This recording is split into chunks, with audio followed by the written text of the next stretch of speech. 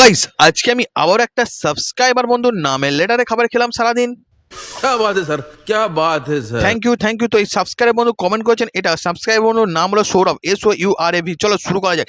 সৌরভ প্রথমবার এস দিয়ে নিয়েছিলাম সবিস্কো কোম্পানির ডিজায়ার বিস্কুট, যেটা খেয়ে দেখলাম ভেতরে চকলেটে ভরপুর, খেতে আবার দারুণ লাগায়। তারপর নেক্সট ওয়ার্ড ও দিয়ে খুঁজে চলে এলাম আইসক্রিমের দোকানে, নিয়ে নিলাম একটা অরেঞ্জ স্টিক আইসক্রিম, যেটা ছিল প্রপার কমলা কালার, খেয়ে পেটটা ঠান্ডা হয়ে যাওয়ার পর নেক্সট ইউআর এখানে চলে এলাম এই দোকান দিয়ে, নিয়ে নিলাম আলট্রাপপ নয় ললিপপ।